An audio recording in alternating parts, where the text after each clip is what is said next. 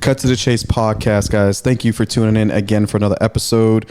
Always appreciate that you guys listening. I'm your host, Mr. Chase Abel. I am here at WFN Studios again in sunny, cool Boston, Massachusetts.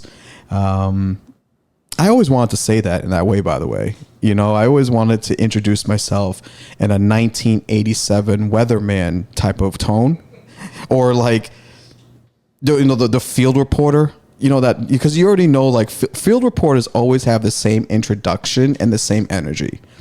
I want a field reporter. You know what I want? I want to start I want to start a news network that just has just dudes that just like give it to you straight up, and there's none of that. I don't know, that nuance. That just. Hey, I'm Jim from brought to you by Chestnut Hill Warren Gardens. We're here on a 63rd grade afternoon. Motherfuckers got shot today. Like, what?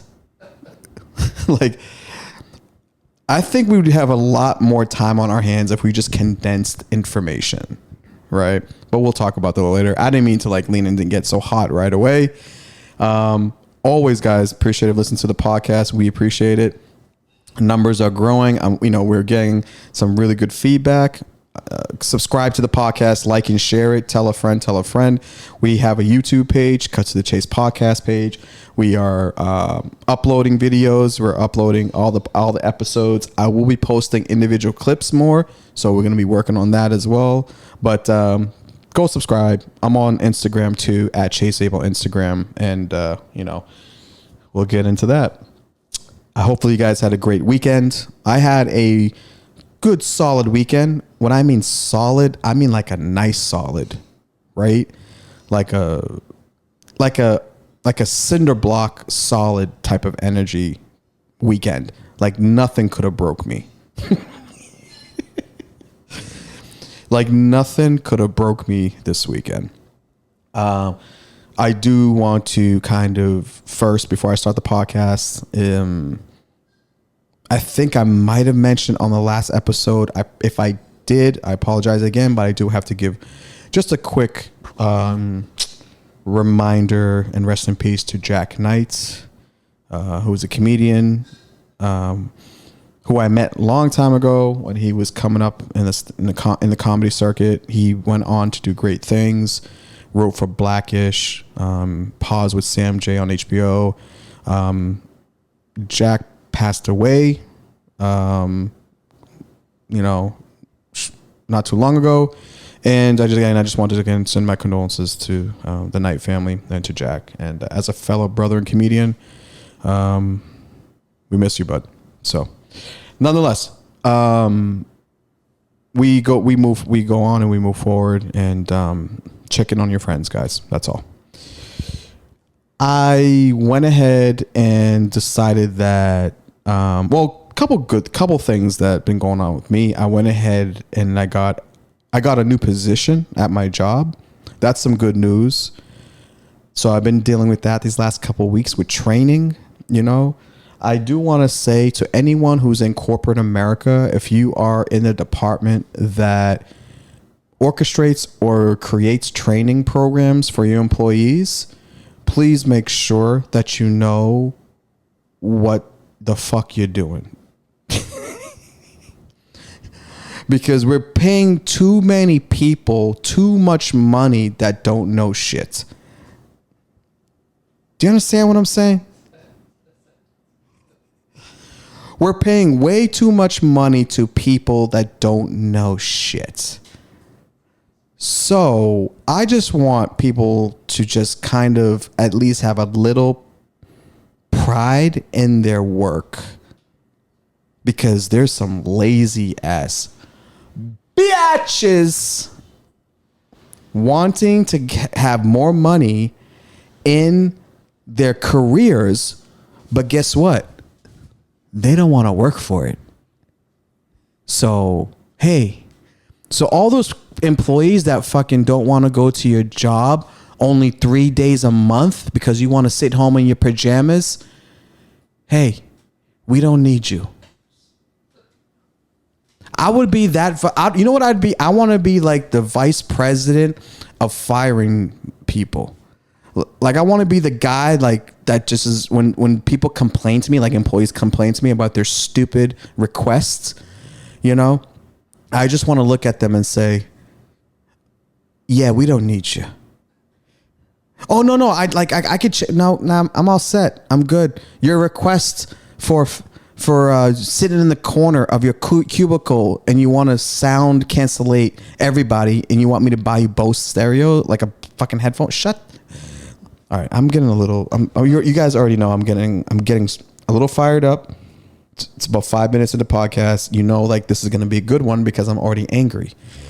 And, you know, it's just getting to a point where people don't want to work. People want to be incentivized more for not working. And people want to do less work. First of all, they're trying to justify it. That's what actually pisses me off. There's people, and I hate to say it, but I am, these millennials. I don't get it. So we will talk about that too. I probably explained everything. Probably don't even talk about it. I probably just said my spiel and that's it. We could just leave it like that. As far as my job though, my job is actually pretty good. I actually went ahead and went on to a different, I don't want to say career path. I do want to say just a different, just different job, different department. For a lot of you guys who've been following me, I've been in the security world for you know, I would say probably since 2014. Because this is what happens when you want to chase after your dreams, you end up being what I should say automatically. You end up becoming fucking poor. And you start doing jobs that are for a lot less money that you should be getting. But you say to yourself one day and you wake up, you're like, hey, I want to live my dream. And then you're like, oh shit, I got to actually still eat and I got to pay rent. And I got to not ask my mother for money and my dad because they kicked me out when I was 24 years old because I went to the club every night, but they thought I was dealing drugs. And I tried to explain to them I'm not that bad of a kid. But now I have 10, 15 years. I still have trauma bond with that. I don't trust them. So now I have to fucking live and working for Securitas at fucking the parking lot of Harvard Pilgrim Healthcare. You know what? I gotta take a sip of water. I gotta cool down. What I'm saying is things are going okay now. I fucking after 12 years of shitty jobs, I finally have a job that pays me good where I'm satisfied. And at least it doesn't feel like it's, you know, I can at least, you know what? This is where I'm at with the amount of money that I'm making. I can buy 2 jars of everything. I can buy 2 almond milks, not full quarts. Because that's a little, you know, when you buy the full quarts, that's when you know you're doing good. I'm talking about the half quart, So I'm not making a lot of money like that, but I'm making enough money where it's like if one of my boys were like, hey man, can you make that a large on the Wendy's menu? Yeah, I could do that. And it wouldn't be no problem. Yeah. Before I was like, dude, I can't get you a meal, but we can certainly get you like the Happy Meal. Like we can get you, let's mix and match from the dollar menu before. Now I'm like, hey dude, like if Nicky Neighborhoods was like, hey dude, can you get me, which he would never ask by the way. Cause you know, Nicky's like, you know, Nicky, he's good. But if Nicky was like, hey, can I get a large, like super size versus a medium? I'd be like, fuck yeah, dude, I got you. And on top of that, let's get one for the old lady sitting in the corner, watching us getting fat from fast food because we should be eating a lot more healthier. But anyways, I got promoted to a different position. Unfortunately, guys, on this podcast, I can't really tell you exactly what I do or where I work, but just believe me, I do have a job.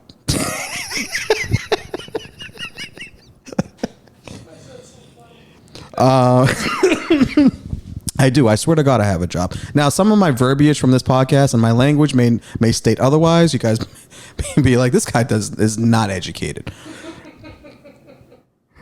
But in a weird way, I am, though.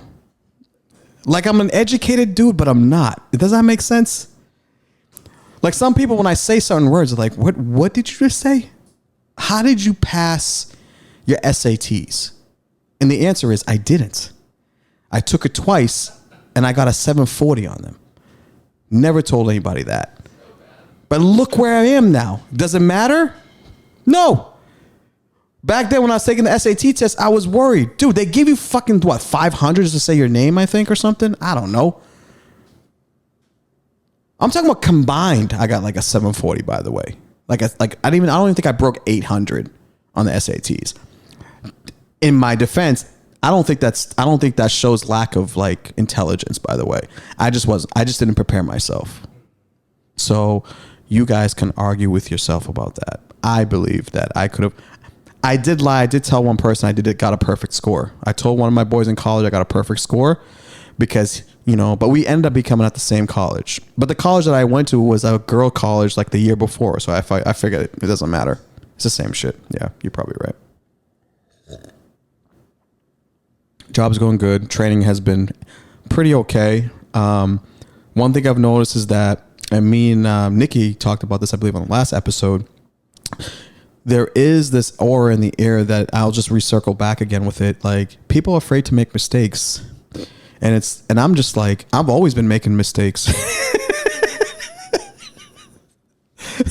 This is, dude, guys, listen to me.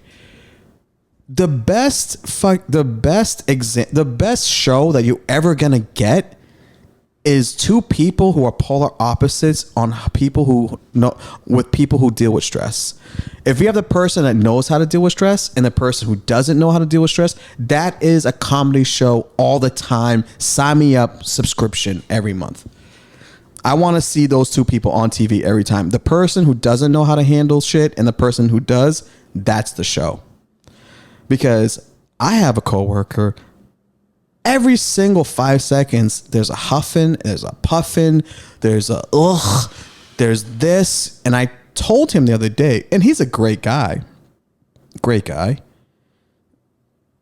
I said, bro, do me a favor. Can you reel it back just a few? Just and I'm not saying it for you primarily. I'm saying it for me because I'm going to smack you in your face. Sorry, that was aggressive. That's not Abel. You can't resort to, it's just too much. I didn't say that in my heart. I wanted to say it, but I told him you need to reel it back for the preservation of the work of the workspace that we're just stop bitching. That's why I want to tell him. I can't say that in corporate America. You ever had a coworker, guys? You just want to say to their face, stop bitching. Like, it's okay. Just stop bitching.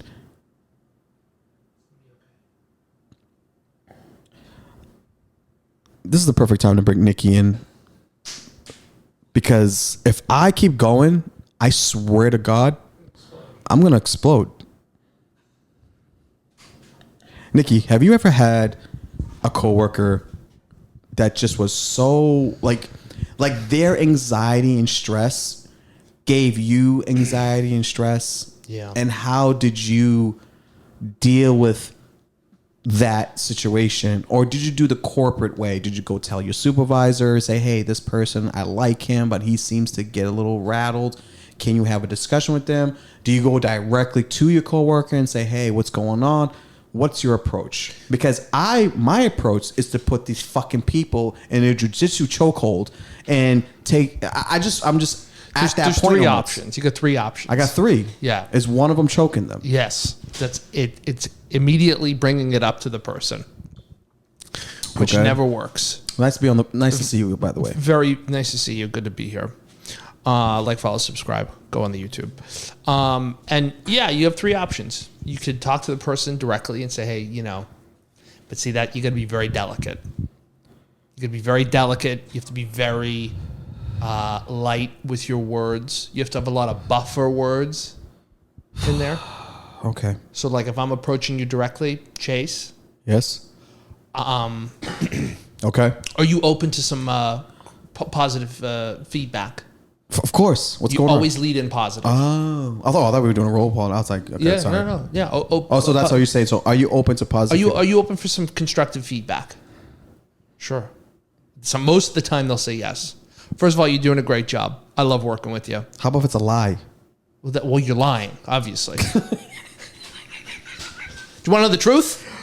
I'd rather be touring with Kevin Hart right now, if I'm being honest. Well, you led with, hey, do you want like open, constructive, honest criticism? Well, you're not being honest if you're lying. No. There's positive things that people do. You can always find a positive thing, and you always want to lead with that. Karen, such a great name to use in these role plays. I love Karen. Karen, are you open to some constructive feedback? Fuck no. What are you trying to tell me now? I'm sorry. I'm just trying to. I don't think that type of person that had that attitude would work in hospitality. It just seems very abrasive off the bat. So I'm not sure. If that's what you're dealing with, we might need to call in a professional. There's 2 types of Karens, by the way. Yeah. I just want to let you know. There are 2 types of Karens from my experience. There is the Karen that everyone seems to be familiar with these last few years. Mm-hmm. And then there's the Karen that's tough. Yeah. And knows everything. I feel. You know what I'm saying? Yeah. Like there's the Karen that knows shit and can get shit done. And then there's like the Karen that's like the Karen. There are good Karens out there. Of course. It's like, you know what? Come here. I'll show you how to do this. I'll take care of this. Come on. We're going to the front of the line. Yeah. Yep. You give, and then Karen, it's so great working with you. I just want to let you know. I just want to pull you aside and let you know that you're doing a great job. I know because you're my boss. People probably don't say that to you a lot. Oh wow, thank you. Right. Mm-hmm. One thing that I think would help us work better together is XYZ. And if it's that person's stress, you might not notice this because I sometimes don't notice these things, but you're impacting me this way. I just wanted to let you know. Wow. And then always provide a solution. Right. So just don't bitch. No, you have to provide a solution. You gotta, which for most people is hard. Why they can't do this first option. I think it would be helpful if you're in a moment of stress, just identify that to me. I'm sorry, Chase, I'm really stressed out right now. I need you to do X, Y, and Z. And I can't go back and forth. Okay, no problem. Because then 90% of the time they'll come back and be like, thanks for being so accommodating. Right. I always, thank you, by the way. There you go. Right off the bat. First option. Second option. What's the second, bro? You just wait until your review, your mid-year review or your annual review, and you bring it up. Third option is a skip level. So you go above them to their boss. Yeah. It's like snitching. Skip level, I don't like skip levels. Whenever I hear skip level, I'm like, it's got snitch level? Snitch, it's got snitch-esque aura to it. Oh, big time. I'm not saying you like... No. There's probably it's 2 snitching. schools of thought on how people can perceive if that is or not. But some people would probably say, well, why didn't you come to me first instead of going to my boss? Yeah. I don't like that, by the way. Because there are people like that in the workplace. They're little snitchies. But you know what, though? There's also people in the workplace that are being made to feel uncomfortable. Mainly, I see a skip level when, a woman is in a situation where her male boss is being inappropriate. And going to them and saying something isn't going to help, so they have to skip levels. Snitching's the last resort. Oh well, let's kind of be rational here. So there are going to be examples, isolated like situations where you have to do that. Sure. Based on what's happening, right? I'm not saying for those type of situations, obviously you gotta go to the next level, right? And that's a serious thing.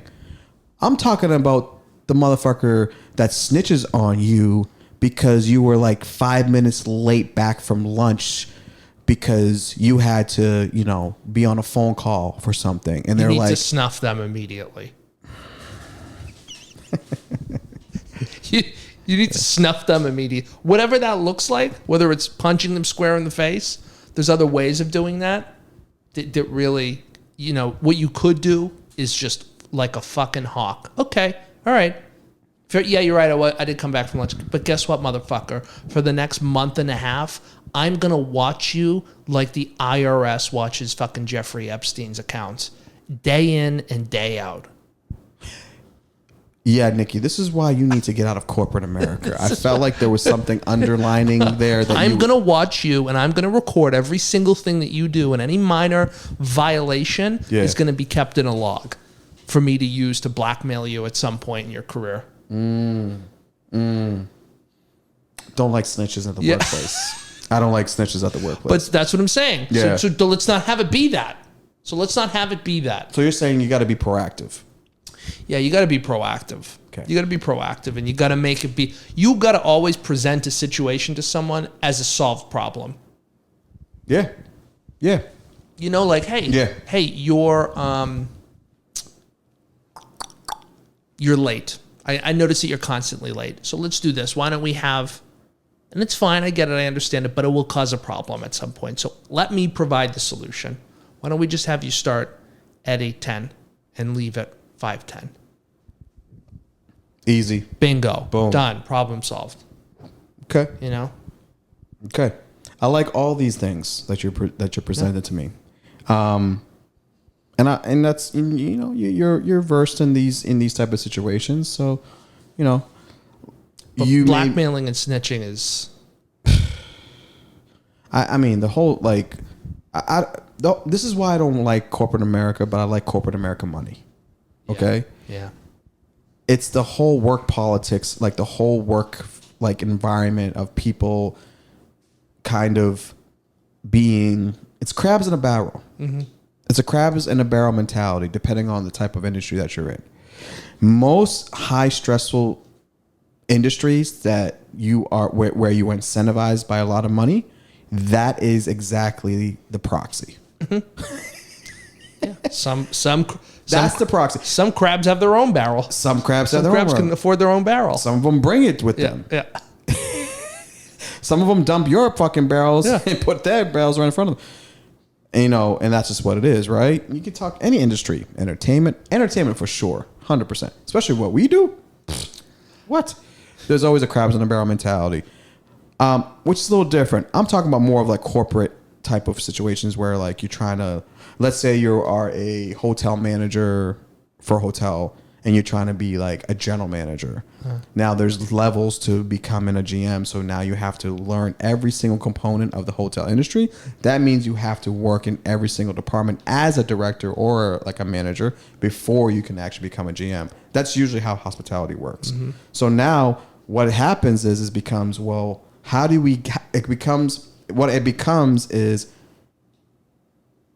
what it doesn't become, how do I care about my employees to get the best service level, to get to the best situation, and then it becomes, how do I become the man faster, right? Mm. And that's the lane. That's usually what tends to happen in the industry that I work in. But my solution actually to this whole thing is this. If you do a job that you really love to do, then that tends to kind of like go away a little bit because you don't really get bothered by the bullshit because you really just love, like you put up with bullshit. Don't you put up with bullshit with things that you love? Yeah, but like you also don't need to be you also don't need to be 100% in love with what you do. I think that's a myth. I think you should be. I think there's a life where you can be 80% in love with what you do and play the game, so that other 20% you can do it. You can afford to do it. Mm-hmm, mm-hmm. I think that's where everyone's so stressed the fuck out. It's because they're like, I'm not an artist. Well, no shit, you're not built for it. You'd be doing it if you really were in love with it. Yeah. You know what I'm saying? Like that's where I think people get sort of stressed out, where it's like, well, I don't know if this is what I want to do. I don't know if sales. Play the game first. Figure it out. Play the game first. Yep. And then when you've mastered a part of the game, then you'll figure out, because then once you've done that, that means you could just take what you did there and go do it in real estate or go do it in hospitality. Yeah, become versatile. But to go into something being like, I'm not gonna fucking try it, this shit. Yeah. I'm just gonna wait for the next opportunity. You know what's crazy that you said that? That's the same mentality when I was the delivery boy for the Salem Evening News, and the same work ethic that I acquired by delivering newspapers, I took it to the next job and I became great at it, and that was a Dunkin' Donuts porter. You might as well have been an open heart surgeon in Massachusetts. I've been trying to fuck. It's about at the same level of importance and, what did they say? Essential.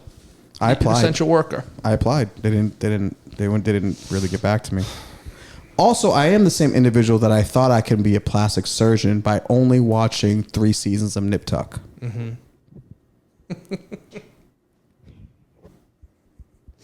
Great show. Phenomenal show. It's a great show.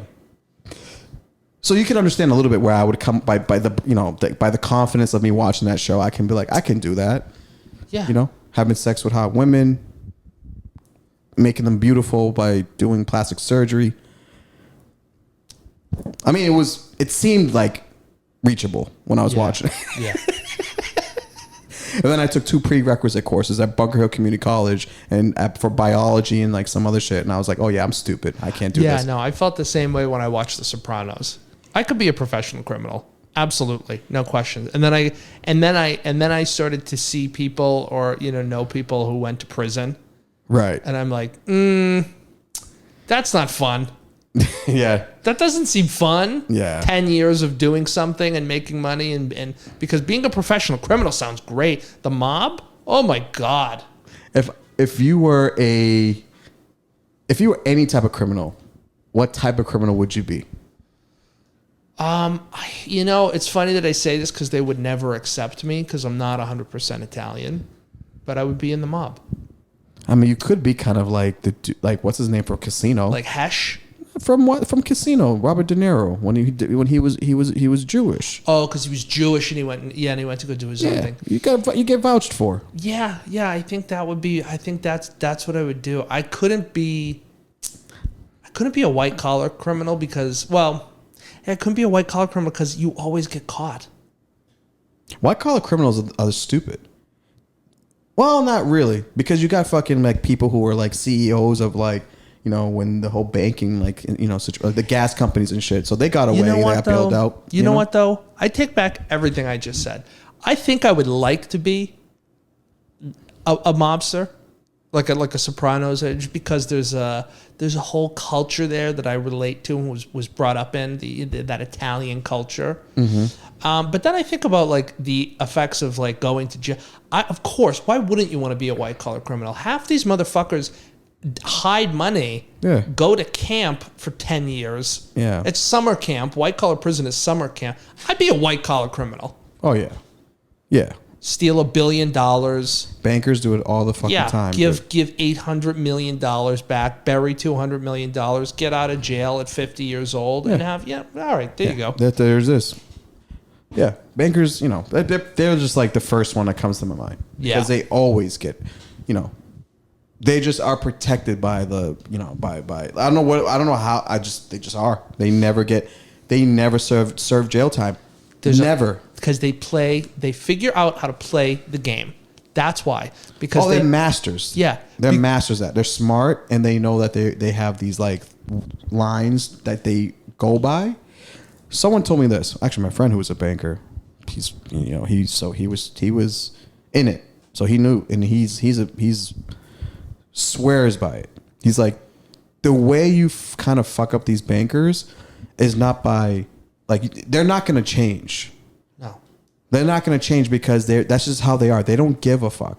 Either they were born that way or whether they just bought into this idea like, I'm going to make as much money as I can. I don't give a fuck how I'm going to do it. This is how you change the whole thing. You don't change who they are because they're never going to change. You got to change the system.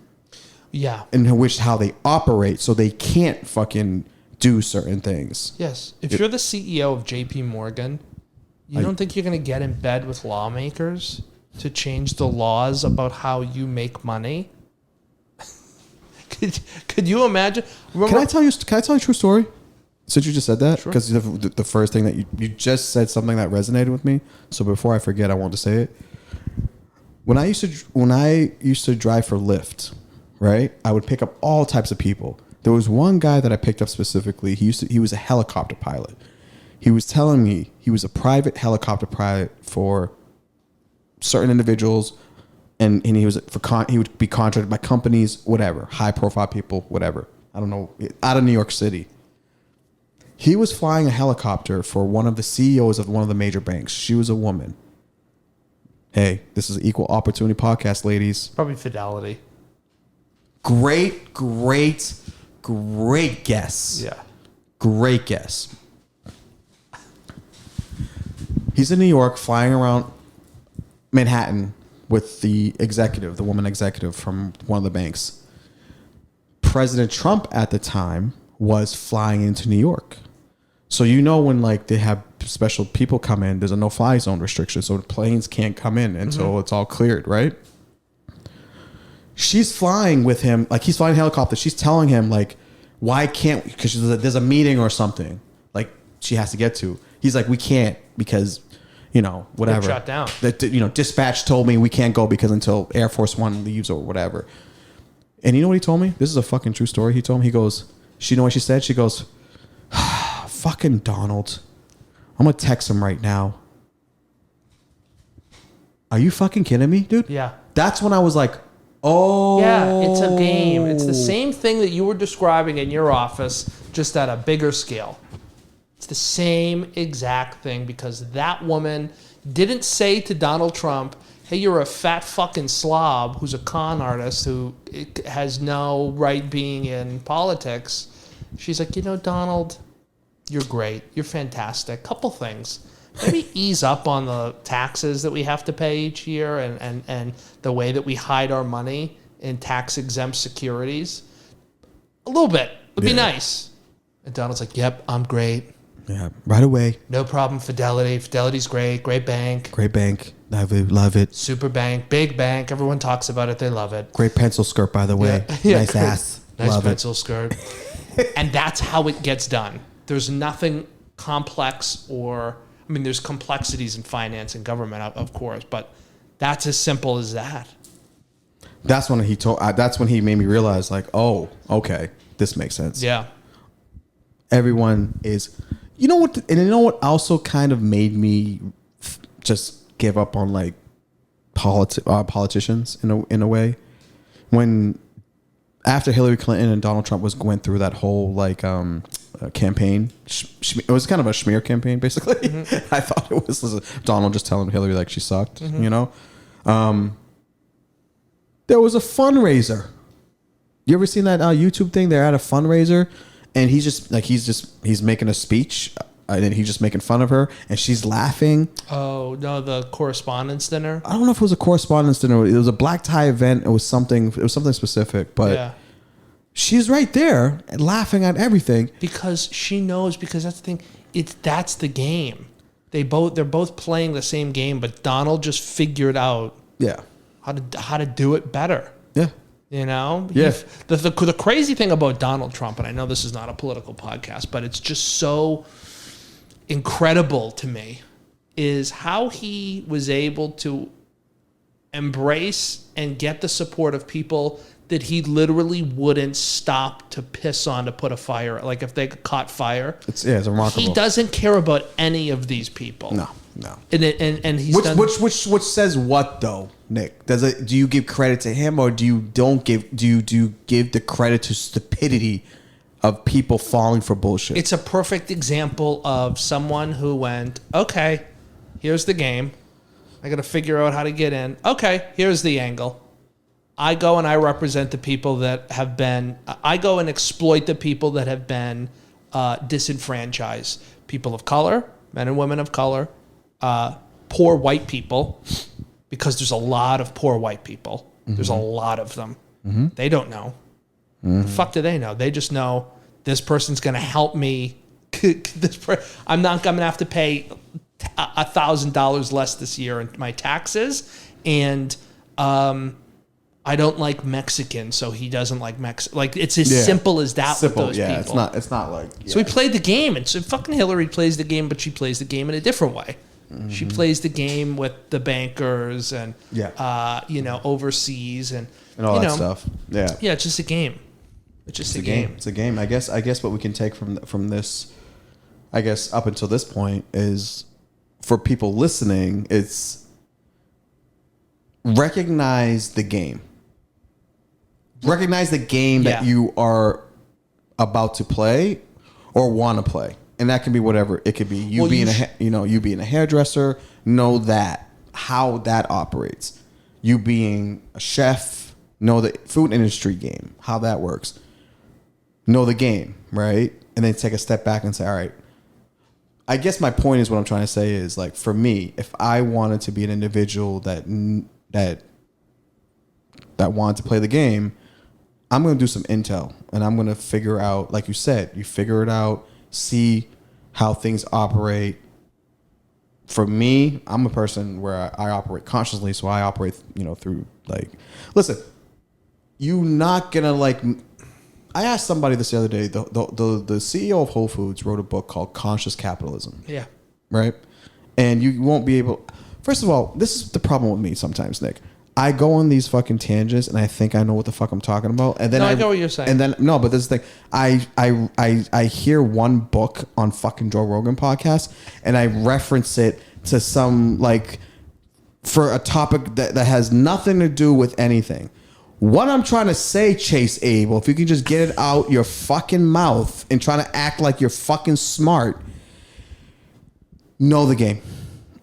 Yeah, and don't get upset about it. It's not personal. Thank you. It's not personal. It's always going to be there.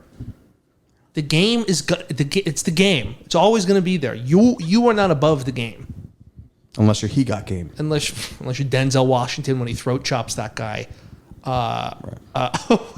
When he finds out that his son's girlfriend is going with the agent and he tries to put hands on him, he throat chop. That's a real throat chop by Denzel, by the way. Yep. 1996, by the way. Yeah. Actually, 97. I could be wrong. Yeah. I think 97. 97, yeah. It was after Ray Allen got drafted out of UConn. He had the Jordan... the black and white J's, 13 Barons. Sorry. People go, no. I mean, that was the first time I saw those. I was literally just like, that's the best looking sneaker ever in a movie. Yeah, 13 Barons. Yep, for sure. Play the game. It's not personal. Figure it out. You're in your job. You work at the post office. There's a game at the post office. There is. You work in tech. There's a game in tech. Mm-hmm. Don't sit around going like, the fight game. I'm a comedian. I'm not. Well, yeah, you might be a comedian, but you're also someone who's at this office doing this job. Yeah. So instead of worrying about like, when am I going to leave this job or whatever, play the game. Mm-hmm. Just observe it and play the game and try and get as close to you can. And then if you want to leave, you leave. Play a new game. That's it. That does. I mean, if you're not going to come back to this podcast for some sense of direction in any capacity, I mean, shame on you. Yeah. Shame on you. Yeah. Wow. That's it. Hey, that's good advice, man. Or, good talk. I think people need to hear that because work, everyone dreads up getting up in the morning, going to work to a job that they hate. And there's the work environment sucks, blah, blah, blah. But listen, we have to work and you got to have money. You might as well make it. You guys might as well, like you said, adapt and just get through it so you can do the things that you want to do. Yeah, you got to but also like, embrace things that suck. We don't do that no one in this country does that anymore. Oh. No one embraces the suck of things anymore. No one embraces the suck better than comedians, but whatever that looks like. But yeah. I would say that people are just so caught up with what what's great? I went to work today. Nothing happened. Yeah. I did a couple of things that I had to do. Got lunch. Lunch was great. That was the highlight of my day. Now I'm filming a podcast. Am I on tour with Kevin Hart? No. But this is a pretty great day. So why can't we fucking get back to that? Yeah, appreciate the little things. You know? Yeah. No, I mean, I'm not. I know I kind of am in a bubble, and Yeah. not everyone has that. You know, some of the luxuries that I've worked and been given. You know, like I know that. Mm-hmm. But you know, you're self-aware. But that's the thing. Is like that's the thing. Is also like even when I was working jobs where it sucked, I just remember taking it so personal. Taking it so personal that a customer would ask me to do this, that I don't make this, that I'm driving. Like, I would take it so personal that it was like an affront. Just a game. I've had many jobs. I've had a lot of sucky jobs. A lot. Too much to count. But every single job that I had, like you said before, I just carried it over to the next one. So whatever I learned from that previous job, I just carried those, whatever skill sets, good stuff. And I just carried over. How can I add that? And it just kept on. And what happens is it just kept on adding and adding and adding. Now, my problem is sometimes what I do is I set myself up for a certain bar. And then what happens is like, I don't necessarily have the necessary skills yet. Mm-hmm. But what I do is, each job that I do, I'm learning little by little, and then it eventually gets to like some sense of like, I don't know. I get to do. I'm doing it better. You know what I mean? Like, do you set small goals or do you get overwhelmed? I set big goals where I don't accomplish anything. Yeah. And then what I do is I do little goals, and then it eventually becomes a big thing. So yeah, that's it. Just little milestones. I do little. I'm a slow bird. It's working. Yeah. Instead of being like, I want to. Even comedy. When I first started comedy, I started off strong because I came from a business. Like I came from like a world of like, so I knew exactly like how to position myself to win. I knew business. I knew like how to maneuver social constructs. How to like. So when I first came and started comedy, and I was doing like really like big like comedy shows, producing big comedy shows, people were like, how the fuck does a 3-year-in comedians fucking doing this? Yeah. But they never saw like the fucking years of like shitting and building up a callus for, I guess, failure. But when you were doing that though, you were going, okay, correct me if I'm wrong. You're going, okay, you're wrong. I'm going to. Sorry. I'm gonna do 5 mics this week, and then 5 of those mics, 2 of them. My goal this week is 2 of the 5 are gonna be solid. Sure. Like where I'm tight, I'm focused on my material, I'm not phoning it in. And then at the end of the week, you're like, oh shit, 3 were good. Great. Next week, you build. Right. Because I think what happens, and I know what happens with me too, is I'm just like, I'm not seeing any sort of reward from the work that I'm doing, so this must not be the right. And it seems as though everybody else in general on comedy. In specific, so more specifically, in comedy we'll go with that, but more people will relate to like, at work. The work stuff or the last. Because comedy's so unrelatable to like someone that's in a job. Like, in some ways, because there's more structure in a job. More people do that. So it's you're rewarded every week. And it's easier to set smaller goals. But you're rewarded. Yeah. Some people are not goal oriented in jobs. You're getting paid regardless. You're getting paid regardless. So you're getting rewarded whether you're doing shitty. Just by showing up. Just by showing up. Yeah. In comedy, it doesn't work that way. Yeah. You can show up for fucking 10 years. And you still don't get like anything. Yeah. This is the difference between like, so not to kind of like go too, not too far with it, but I hear you. But to your point, or sorry, not to cut you off, that you were making your point, but so you felt, okay. Yeah. I mean, but you stopped thinking that way, hopefully? Yeah. No. Okay. Yes, for sure. Because I saw like, honestly, dude, I've never told you, well, maybe I've told you this before, but like I got into comedy. And it's been an on and off thing with me. Like, I'm not one of those people who's like, I'm a comedian. I'm not a comedian. I don't get paid for it. I'm someone who, I don't go up enough to be a comedian. You know? I mean, I kind of already. You've seen my act. I kind of already. you've seen the me fact live. that you had like you broke it down to me as if like it's the first time. I'm not breaking it down to you. Okay, I'm sorry. Yeah, no, bring it down to the listener because there's so many people out there that like I know. see the end goal. They see the end shit where it was like I sit in my head. I went to go see Godfrey. I'm like, this is amazing. Uh-huh. I need to be able to do something like this. And I didn't say to myself like, can I fucking get to that? This is what happens. Well, that's the thing is like, so I'm like, okay, that's the end product. I need to be that every night, which is fucking fine.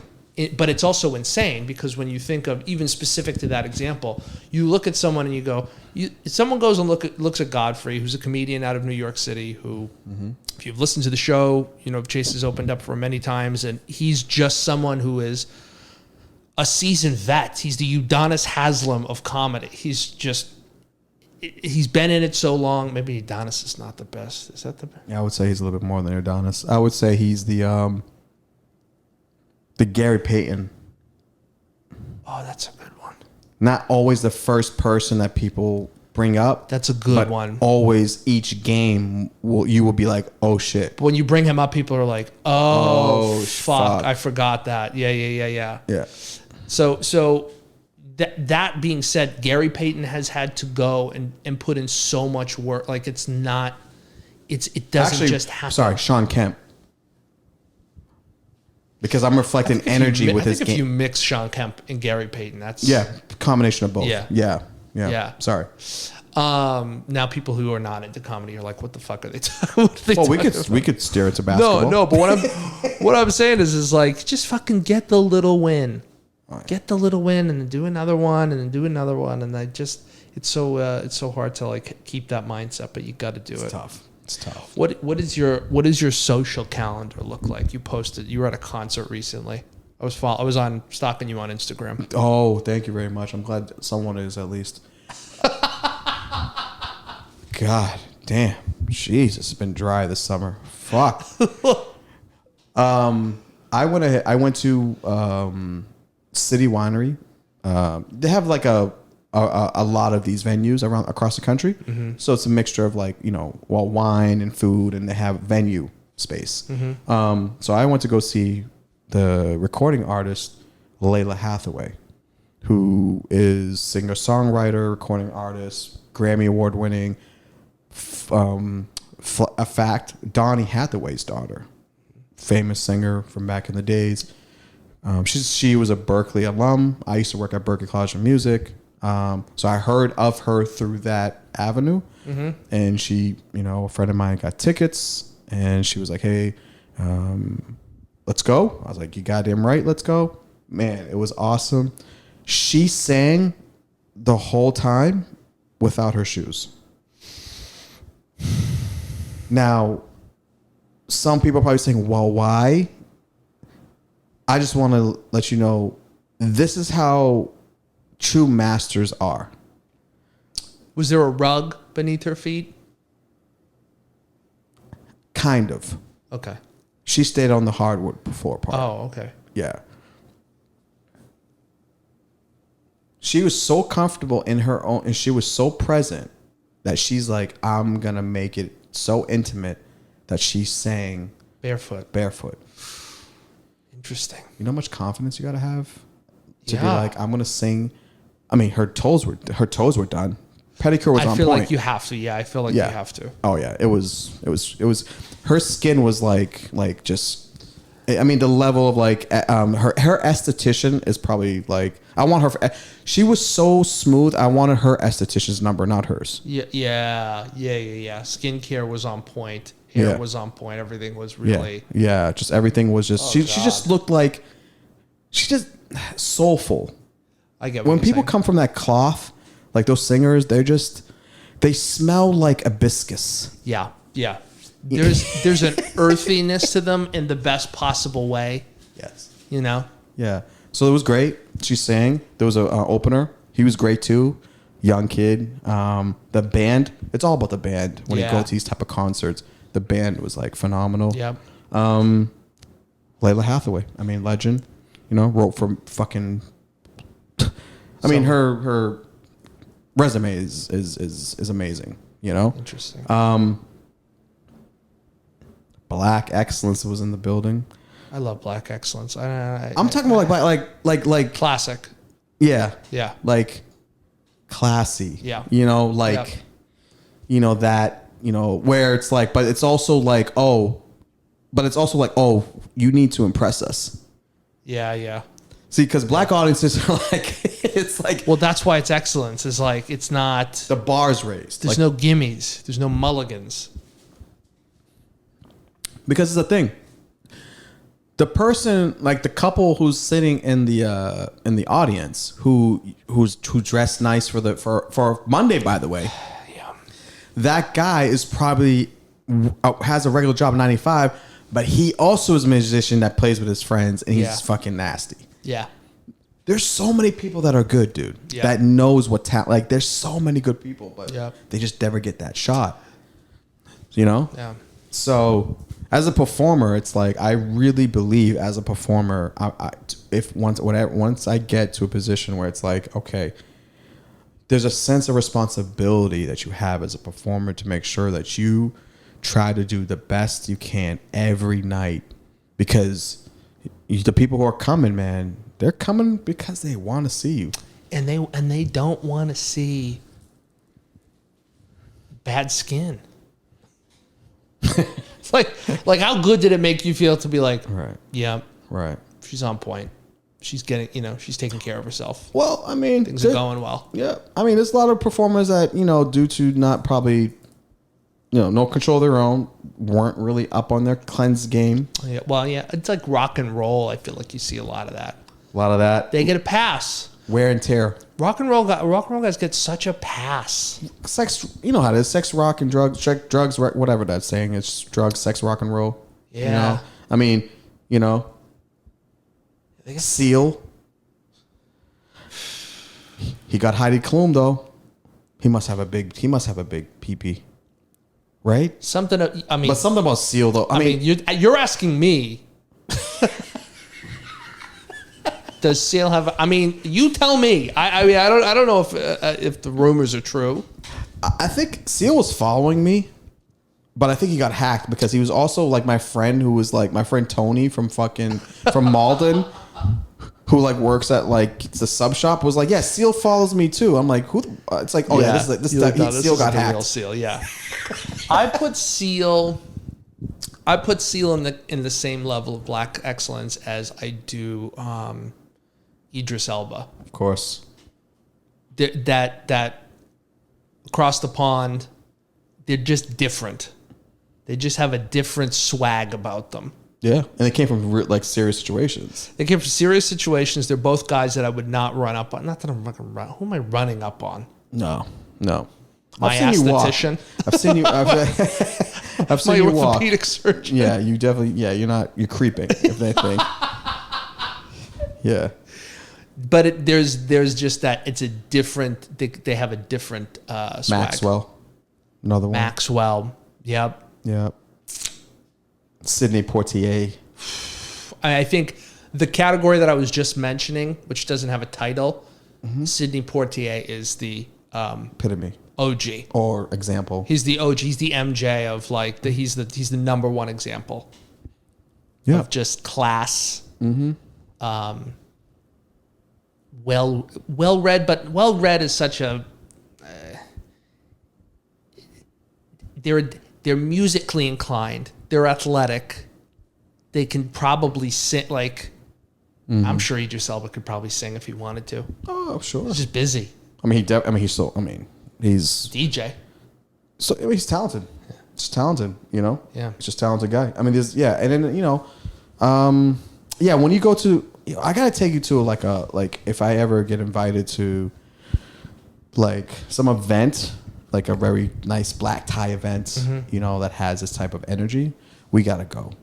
We definitely gotta go because you can still pass for a black person because they'll look at you, they'll be like, okay, he's definitely. He's with us, but I'm like Sean King black though. That's the thing. Is just like where people would look at me, but like a real OG would be like, no. You have Zendaya energy, like the artist.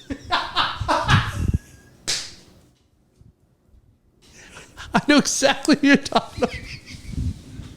Oh, that one hit different. That's good. Yeah, from Worcester. You have like Zendaya, like Zendaya's Nigerian. Yeah, but okay. he's like but he's African, but he's like has like a very interesting, like he's not like there's certain tribes, Sure. So if you look at, but I would say, but okay, he's African, yeah, of course, but I'd be interested because I think Middle Eastern people get culturally, especially in New York. I've seen a lot of this, where Middle Eastern people, Pakistani people, Indian people, they're kind of put into that brown category of like generalized, kind of with us. Yeah, yeah. If you're cool, it's not a gimme. Anyone brown, yeah. Black people, like anyone who's just a tint. Yeah, that's the first stage of okay. It's just what it is. Yeah. Like if you have any melanin. Yeah. Any sense of, okay, there's something, he doesn't need any SP8040. Yeah. Like this guy has that, like, okay. Yeah. he starts at a 30. Yeah. And also if you know hip hop, if you have respect for hip hop. Yeah. If you house music, like more like go-go. Yeah. Like if you know one of the original songs that were remixed by, if you know any of the original songs, if you know that Chaka Khan was through the wire, like if you know those original ones, that's you're good. Yeah, I mean, listen, partially. I mean, that's I mean, at the end, like we kind of accepted Chet Hanks. We gotta let you in. Like, what the fuck? Chet, who is speaking patois on the the fucking carpet of the Oscars. Chet is loose. Chet does not give a fuck. One single fuck. Hey, he doesn't. His dad actually, I think, there's a rumor. Chet Hanks, who's the son of Tom Hanks. Tom Hanks, if you guys don't know who he is, fucking live off the rock that you live in, because you should know who Tom Hanks is. But he's I think there was a rumor that he's gonna fund and direct Black Wall Street biopic. Tom Hanks is? Mm-hmm. I don't like Tom Hanks. I'm bringing that up. I'm bringing that up not because he's funding it, but because I don't. Who's he gonna get to direct it? Is that information out yet? No, I think this is kind of like... I don't like Tom Hanks. It's like locker room rumor talk, Yeah. It's like, I don't like Tom Hanks because he never laughs at the Golden Globes when Ricky Gervais is up there putting on some of the best hosting we'll ever see in our lifetime. I think he laughs, but more like... inside, I mean, I don't really know where Tom Hanks kind of stands, like really like politically or certain ideas, based on how I feel like, based on how he reacts to his son on the red carpet. I think he's a liberal. I think he's yeah. Because you have to be a liberal if you're letting your son fucking run around thinking he's Jamaican. Because you got to think like, hey, he's progressive. Yeah. He's got like if he was a conservative dad, he'd be like, what the hey, the fuck? Hey. Yeah, he goes, the conservative. Knock it off. Knock it off. That conservative whistle.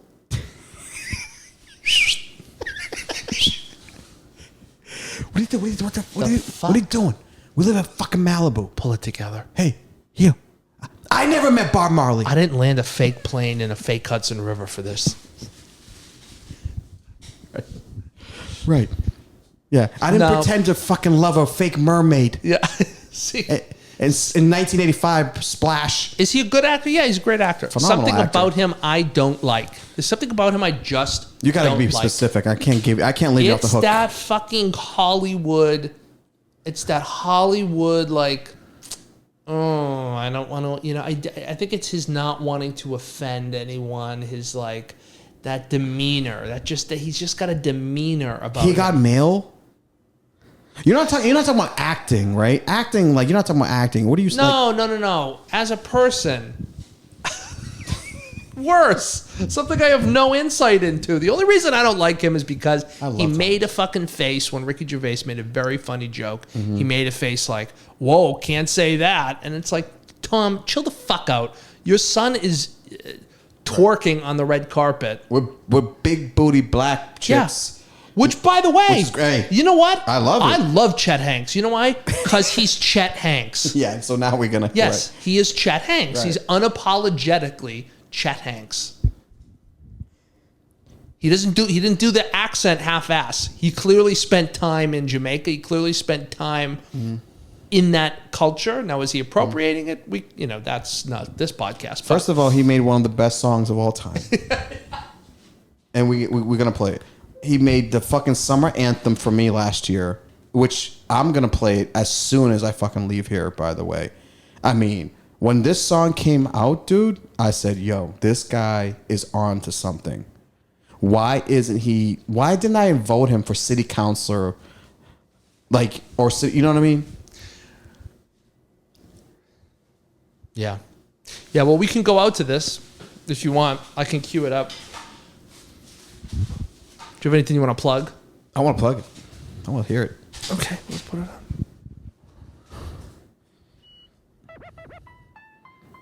Great intro already.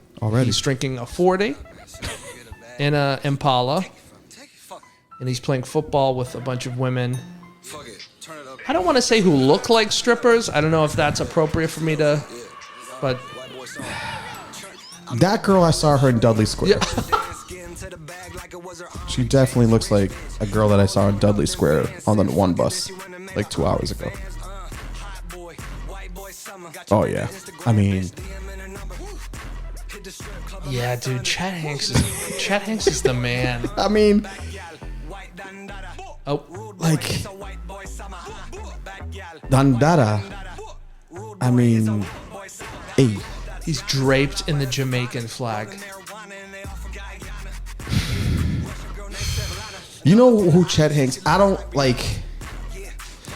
I mean, that's just... Listen. Chet Hanks looks like every dude that I went to fucking college with that got a D3 basketball scholarship. Yeah. Like, he's from Derry, New Hampshire, and he looks like this dude that I used to like go to college with named Butler, who was from Winthrop.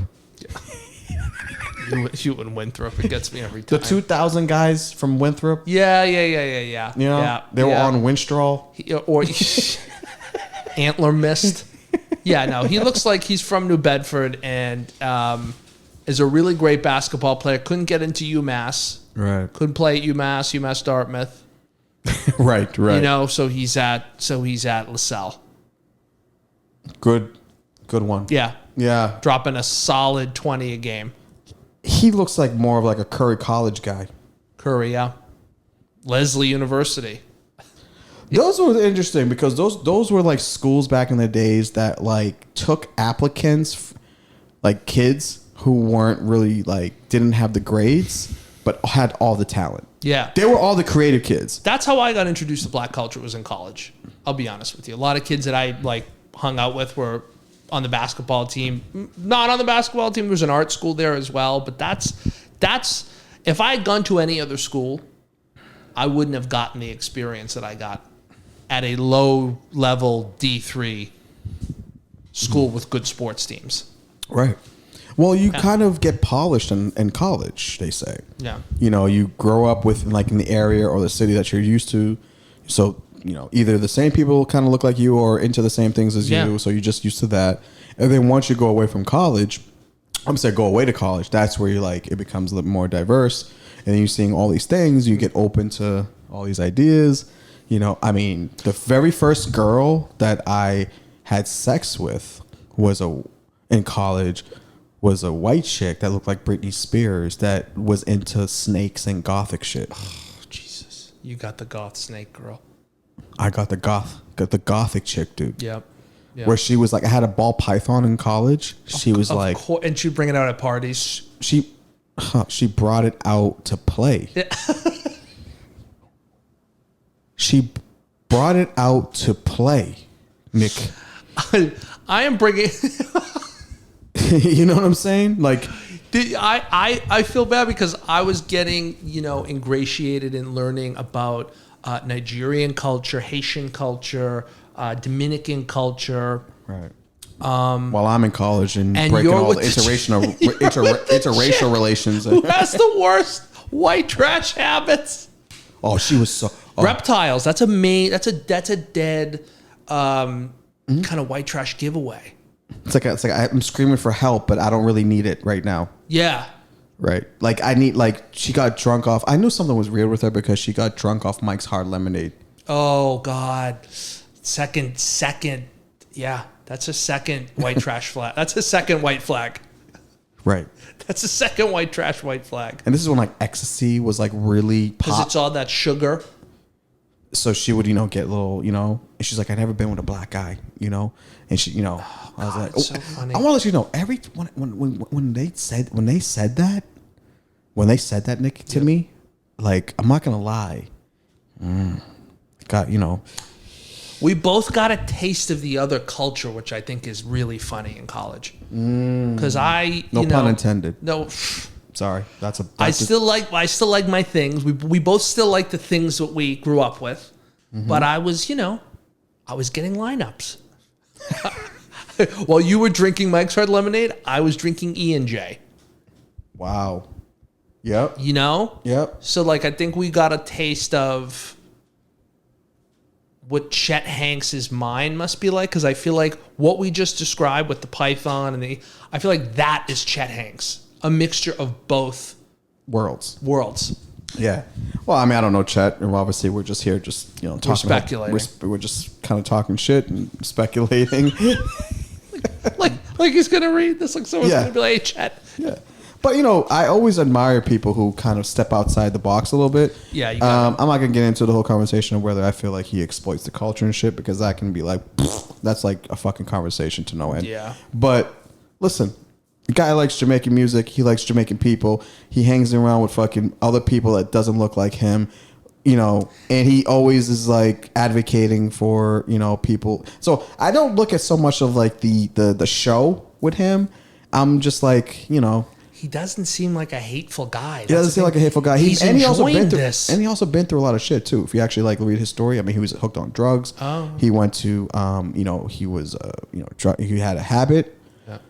He went to when you go rehab. Yeah. There's things there. Interesting. Hey, listen, we're not all perfect, man. There's some people that, hey, if this is what makes him not take crazy drugs and kill himself, and hey, by listening to Jamaican music and hanging around with Jamaican and acting like he's Jamaican, let him. That's the thing. If that's a word, if you're getting mad at Chet Hanks doing videos, you're probably either A, not really happy with yourself, or B, just upset at the fact that this guy's fucking living his life. Yeah, you know what I mean? I know it's upsetting that he's a trust fund baby. I get no that. fault of his own. No, it's not his fault. I mean, but I get where people. But I can understand why people do it, because like you're like, hey, dude, like you're not.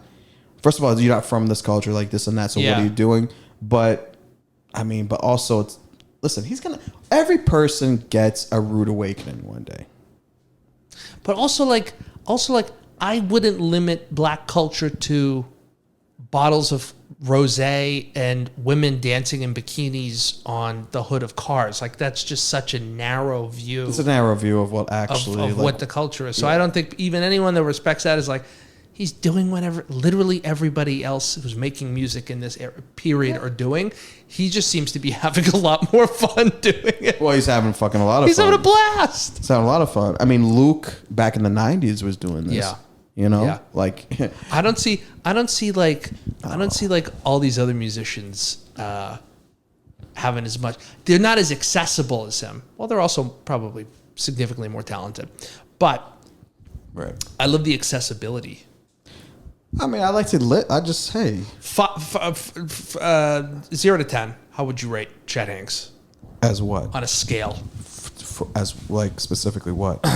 How he dresses? What? How Just as a person. As a person, I don't know him as a person, so I can't scale it. It was a test. I'm one of those people like I have to know you, to make an assessment. Yeah. But if you, as a public figure, I think he's very entertaining. I mean, as a public figure, he's entertaining. I mean, I'm not really that critical of people as long as you carry yourself with like some sense of like. I mean, I don't know. I don't know the guy. I don't know the guy. You know, I don't know. Would you be in one of his videos if he asked you? Depends on what type of video. Mm-hmm. But answer. I would be in it. Yeah.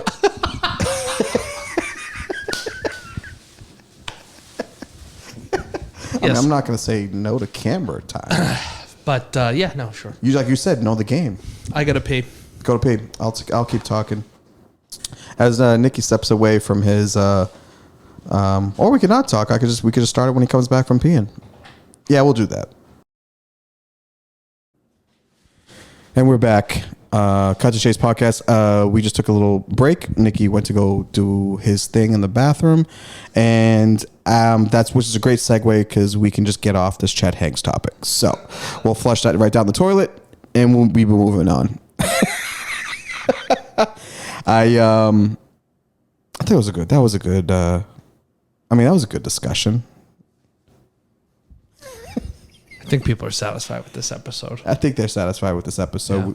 We led in with me being a little bit angry. We talked about work ethic, being a little happy at the job, playing the game. We talk shit about, Chet Hanks for a little bit. Mm-hmm.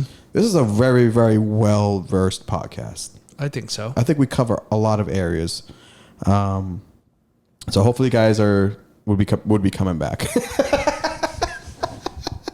I don't have really anything right now as far as dates for comedy shows. I will be doing that on my next episode. As I mentioned, I took some time off from the stage. Really focus on getting you guys episodes. We are focusing on getting you guys episodes every week. You guys have been listening to them, which is always great. So we will continue to do that. You can follow me always, guys, at Chase Abel on Instagram, ChaseAbel, and my website, www.chaseabel.com. Nicky, what do you got, bro? Yep, Pina Mayasad. Follow Cut to the Chase podcast on YouTube. We're up to 7 subscribers, so let's...